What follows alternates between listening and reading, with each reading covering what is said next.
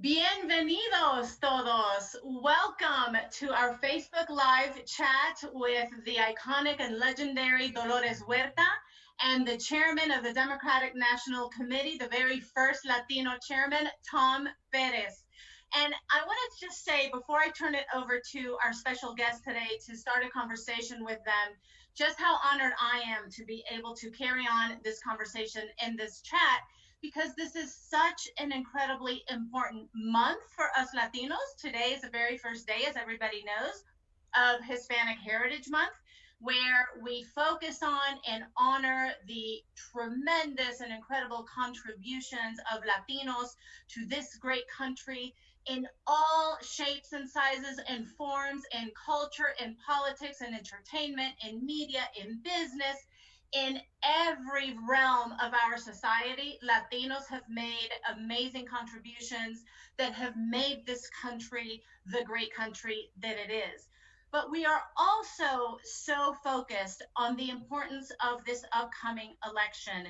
We have less than 50 days to the election, and this is going to be one where the Latino vote is outsized. It's going to be the biggest ethnic voting bloc in the country, 32 million eligible voters, amigos, and our voice can be more powerful than ever before. But the only way that we can ensure that that happens is to make sure that we ourselves understand that power and go register ourselves, our families, our friends, our community, and then we exercise that power and go vote. We are the ones who have the power to be the architects of a better future in this country, of a future that recognizes what we have given to this country in literally blood, sweat, and tears, and where we have the respect and the recognition and the acknowledgement of how much we put into this economy, how much we put into our culture, how much we put into this great society. So I am now going to turn it over and ask a couple of questions of our guests so we can start this conversation. We're going to hear a little bit from them, from their personal viewpoints in terms of why, first of all, Hispanic Heritage Month is so important to them. What does their Hispanic heritage mean to them? What has it meant to them throughout their career?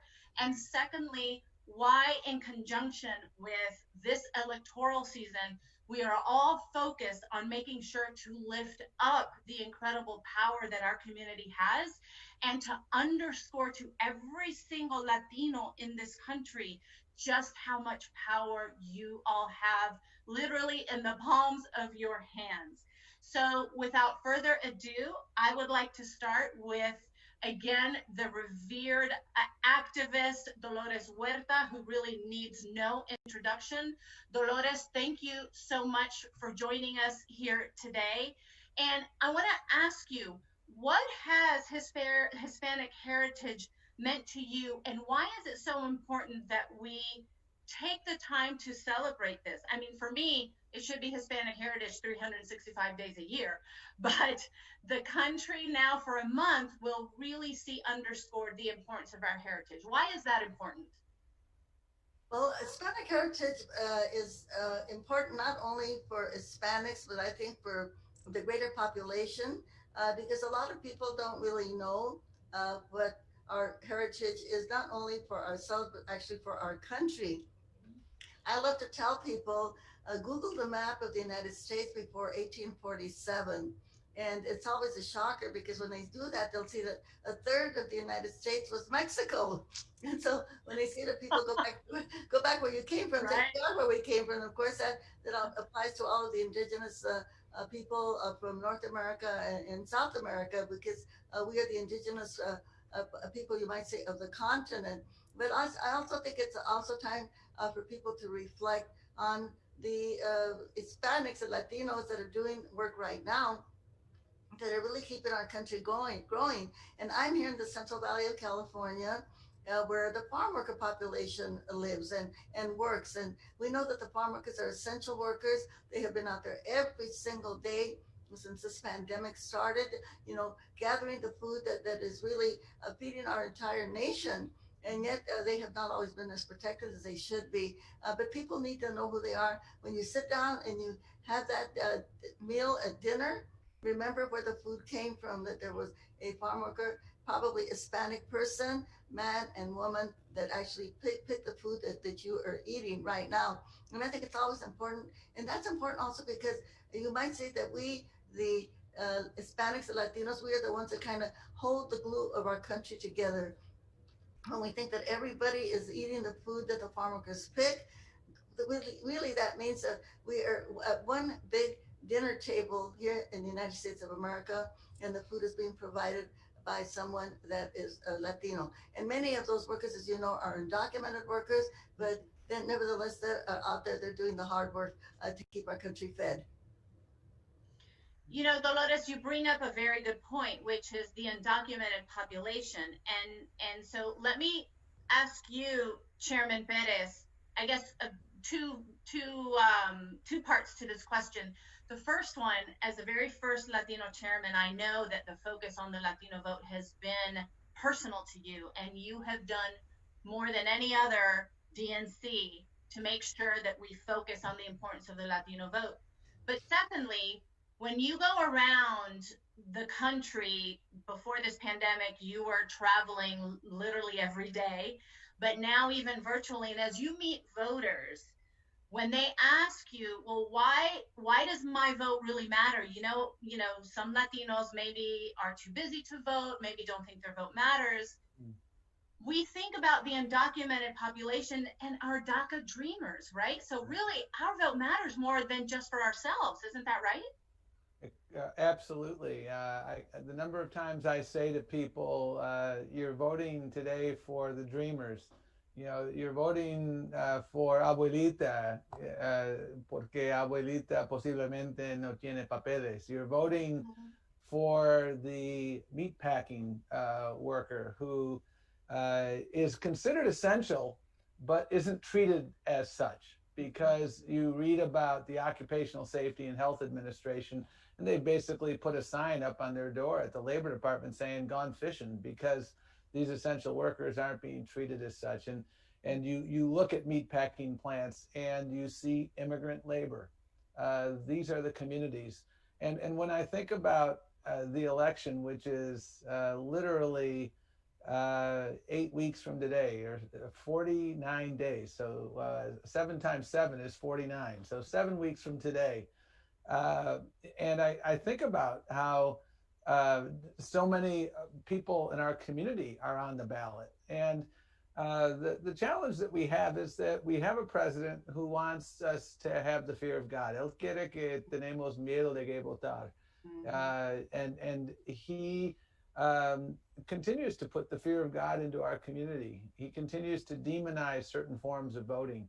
And what we have to remember, and you pointed it out, Maria, at the outset, 32 million strong. You look down in Florida, for instance, there are 3 million Latinos who are eligible to vote. 3 million. That's the difference maker. I could go all around the battleground states, and I won't, but I could go around every single battleground state. And what I can tell you is Latinos can be the difference maker. You know, nuestros números son nuestro poder. But we've got to exercise that power. And when sometimes I talk to people who say, well, you know, I agree with the vice president on most things, but not all things. So I'm not sure if I want to vote. And I say, well, do you know a dreamer? And they'll say, yeah. Well, you got to vote for that person. There's never been a more consequential election for our country, as well as for our community. Dolores, a question for you as you go around talking to voters, and as someone who has spent their life making sure that the Latino vote counts and is protected, when you hear young progressive Latinos perhaps say, I don't know if Joe Biden and Kamala Harris are right for me, similar to what Chairman Perez was just saying. I don't know if they are really focused on the values and the change that I want. What do you tell them? Well, I could say to them that the people that are in office right now are wrong for us for sure. And I don't think we need very much proof of that. If we can think of all of the attacks on Mexicans, on Latinos that have come out of the White House, the border wall, that that Trump built. I don't know. We have had so many. You might say we have been kicked down so much that now it's really time to say, you know what, ya basta. That's enough. I'm not going to take it anymore. And this is our only opportunity that we have right now to change that, to defend ourselves, to protect ourselves, and not only ourselves as citizens and legal residents, but also, as we talked about, protecting our undocumented people here. And the only way that we're going to get any kind of immigration reform, another legalization bill, is to make sure that we elect Joe Biden and Kamala Harris because they care, they have compassion. They are not our enemies. We have someone in the White House right now that does not like us, and he's trying to make his life as difficult. So many actions that he has taken that we don't need any more proof. The proof is absolutely there. You know, Abraham Lincoln said that the ballot is more powerful than the bullet. And this is the way that we actually make our voices heard. Now, if we say we've had enough of this, it's time to use that ballot, okay? And we're not maybe just voting for ourselves, we're voting for one of those children that is in a cage there at the border. We're voting for a DACA student, as Tom said. We're voting for somebody who got deported. We're voting for somebody that has, you know, suffered the attacks of this administration. And by the way, you can see my window. You can't see the sun right now. I'm in California. I'm in California where you cannot see the sun because of the smoke that is in the air. And so I like to say to people, we are now literally, we are voting for our lives, our personal lives because of the pandemic. So many of the Latinos that have been adversely affected by the pandemic, but we're also voting for our planet because we need to elect Joe Biden and Kamala Harris because guess what? They believe in science. They believe in global warming. They know that these fires that we are suffering, where people are dying by fire, getting killed by fires, this does not have to be. This does not have to be. We need somebody in the White House that is going to not only protect our Hispanic community, but is going to protect our planet. That's a great point, Dolores, and a very good argument to a lot of progressive Latinos who focus on climate change. You can't have a president in the White House that doesn't believe in science and think that they would be better at climate change than Joe Biden and Kamala Harris, who have made climate change and science and facts a priority. So thank you for bringing that up.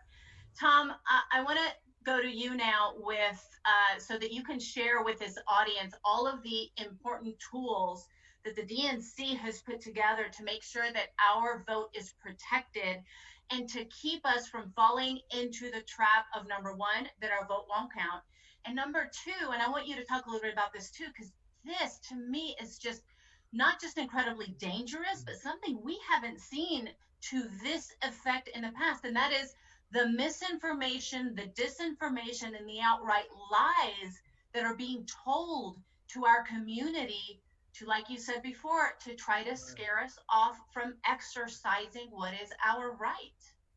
Well, the Trump administration is not subtle. He's never been subtle. The day he announced his campaign for president, just to put a finer point on what Dolores so eloquently said a couple minutes ago, that was literally the day he announced. He came down the escalator and he immediately demonized Mexican Americans as rapists and murderers. So, I mean, this attack started not the day he assumed the presidency, but the day he began his campaign for the presidency.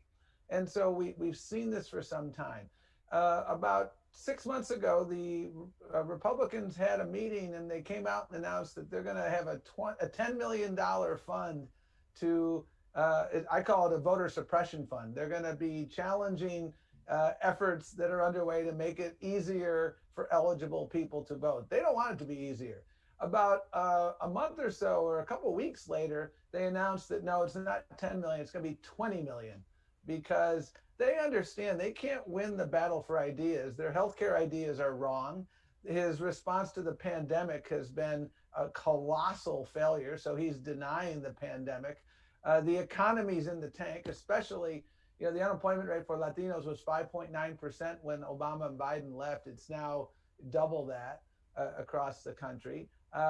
You see his response to George Floyd and other similar incidents, and he just adds gasoline to the fire. So the only way he can succeed is to cheat, to invite foreign interference and to suppress the vote. And that's why we've invested so much time and effort in building a voter protection infrastructure. Just in the last 2 days, we've won 2 important decisions, one in Wisconsin, one in Ohio. We continue to use courts moving forward. We're doing massive organizing. And as a result of that organizing, we're getting a real advantage. And let me give you just a couple examples. You know, in Florida, you can vote by mail. So you can vote on election day, you can vote in person in the run up to election day, or you can vote by mail. And any one of those, it's up to the voter. And I'm going to get back to that in a moment. In 2016, the Democrats had an advantage of about 20,000 voters in terms of the signups for vote by mail. So you get your ballot in the mail and you just drop it in the mail, or you drop it in a drop box. It's pretty simple. Right now, and this number is getting larger, we have a 731,000 person vote by mail advantage. And that's because we've been organizing heavily in every community, including the Latino community. And the most important thing that people watching this can do to help Joe Biden and Kamala Harris is to make a plan to vote. And don't make a plan on November 2nd. I hear people say November 2nd is election day, and I say I have a friendly amendment. November 3rd is election day. I hear them say that, and I say I have a friendly amendment. November 3rd is the last day to vote, but it's not the first day to vote. So make a plan. And the way you make a plan is you go to iwillvote.com. It's really simple.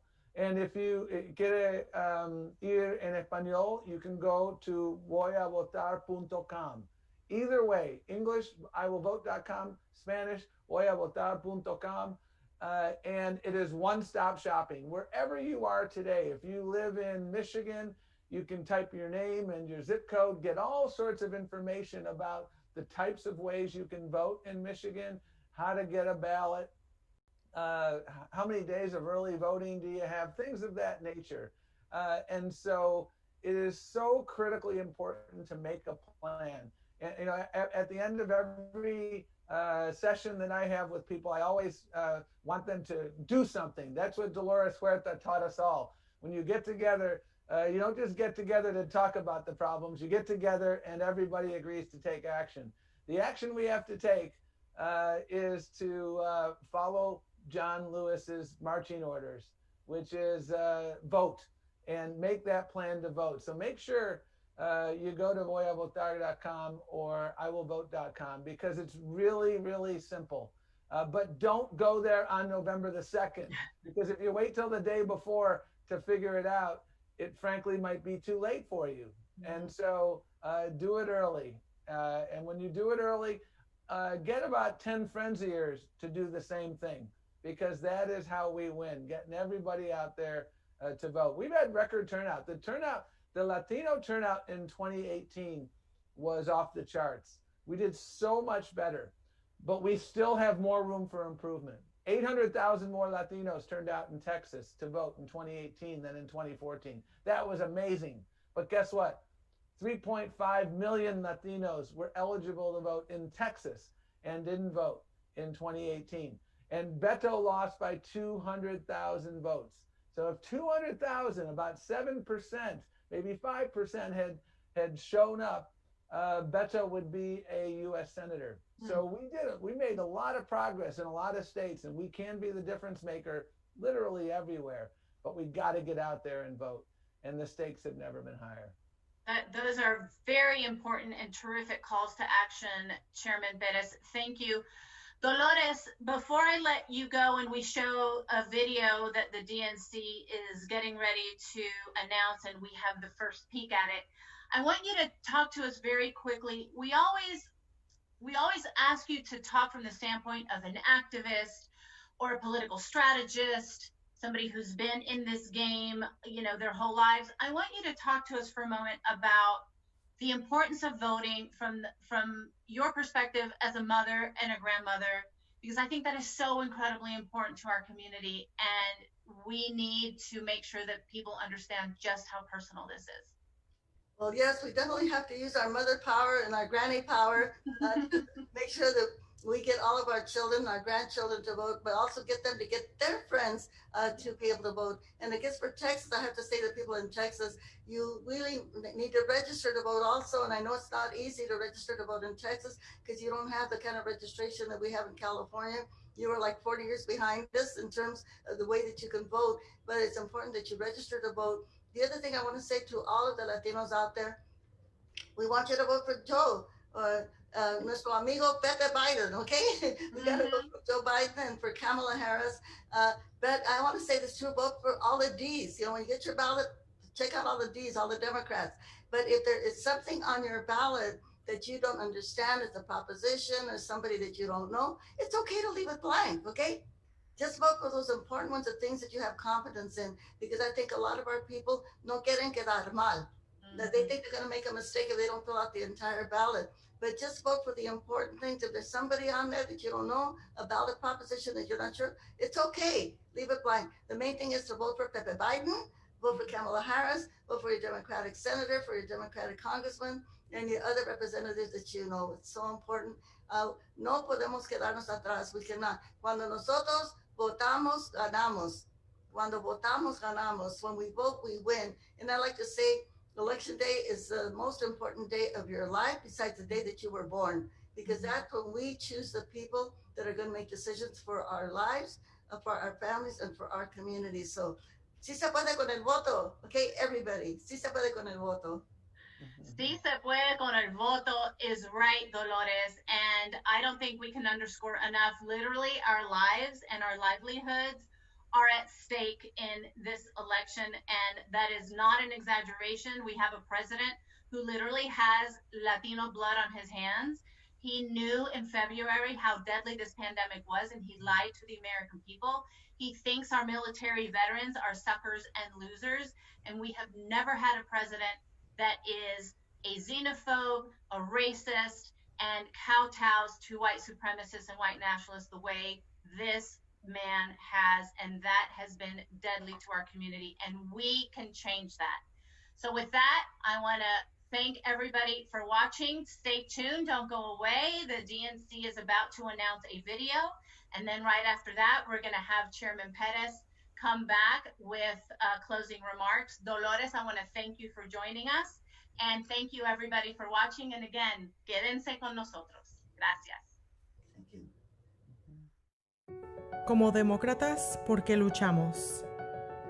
Por los trabajadores, por los dreamers, por aquellos solicitando asilo, por las madres, los padres, los hijos y las hijas, por aquellos con discapacidades, por los mayores de edad, por cobertura médica, por el planeta, por nuestros cuerpos, por la igualdad, por el amor, por la educación, por la seguridad de nuestras escuelas, vecindarios y comunidades, por una jubilación con seguridad, por oportunidades, por un salario justo, por los veteranos y las familias Gold Star, por los olvidados, por nuestros principios, por la verdad, por el progreso, por nuestra democracia, por nuestro país, por nuestro futuro. Nosotros somos el partido de la gente. Nosotros somos demócratas.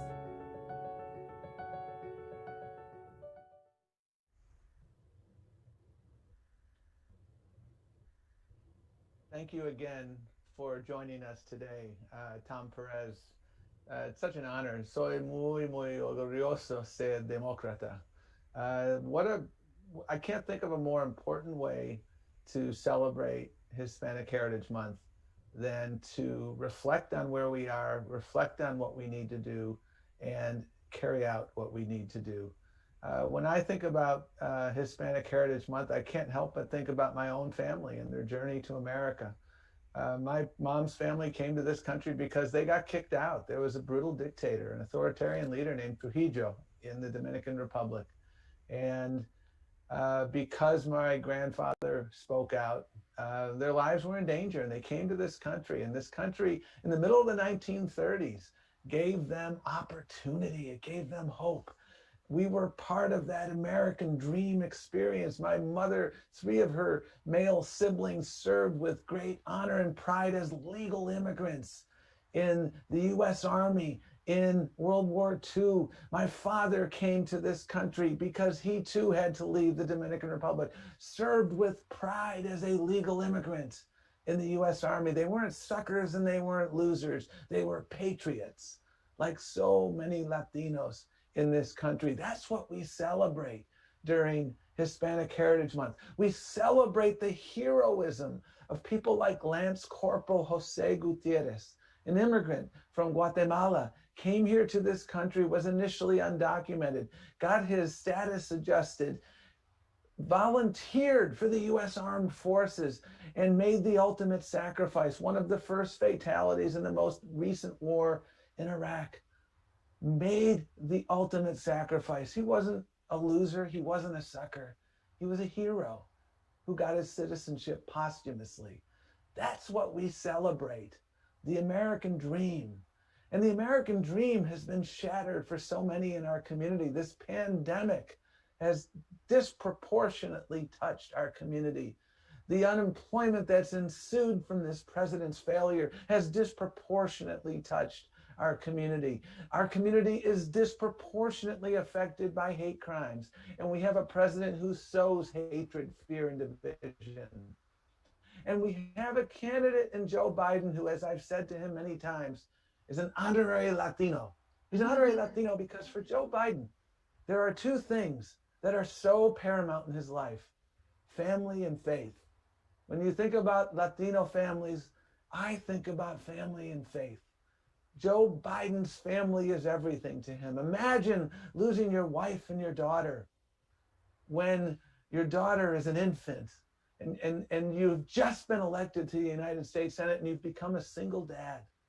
And he was so dedicated to his family that he commuted for 30 plus years on a train to make sure he was there to put his kids down at night, there to feed them in the morning, there to be a mom and a dad. That is Joe Biden. And he has such a deep faith, not simply a faith in God, but a faith in the resilience of all of us. That's the Joe Biden I know, a dreamer and a doer, someone who understands that it's not right versus left, the issue of whether we put children in cages. That's an issue of right versus wrong. It is wrong to put children in cages. It is wrong to mistreat dreamers. It is wrong to demonize our opponents. It is wrong to fail to call out white supremacy in Charlottesville. That's the Joe Biden I know, and that's the Joe Biden we need. Necesitamos un consolador en jefe. That's what we need in the White House. Un unificador en jefe. That's what we need in the White House. And what we need to get to the White House is all of your help. We need you to step up like you've never stepped up before. Because when we get out there and vote, we win. It is that simple. Cuando votamos, ganamos, as Dolores correctly said. When we get out there, we do that. And so again, I ask you to do the following. Make a plan to vote. Go to voyavotar.com or iwillvote.com. One-stop shopping. You can get all the information you need. Go to the Vote Joe app. If you want to get your friends motivated and organized, it would be so helpful. Text app, APP, to 30330 to start organizing your friends. And we can all organize together. We can do this, folks. We've got to take a page out of Dolores and Cesar Chavez and John Lewis and all of those freedom fighters. Voting is the most important nonviolent act to form a more perfect union. Those are the marching orders we got from the late, great John Lewis. So let's do this together. We've got 49 days till the weekend, folks. And I would ask you, every single day, ask yourself the following question in the morning. What am I going to do to help Joe Biden and Kamala Harris make history? What am I going to do to help them ensure that dreamers are protected? And at the end of each day, ask yourself, did I do what I promised I would do? We are working our tails off. We have built the most muscular infrastructure that we've ever built here. We understand that Latinos can be the difference. And if you want to stay involved and you want to continue to have information, text todos to 30330. Todos to 30330. That's how you can stay in touch. Adelante. Nosotros podemos ganar, pero tenemos mucho que hacer entre hoy y el 3 de noviembre. So let's do it together, folks. I know we can win. Maria, you have been a serial activist for so long. Thank you for moderating this discussion. Dolores, you are a hero to everybody watching. It is so humbling every time I am in your presence. You are a general in this movement. I am simply a student in this movement. We are all inspired by your lifelong example.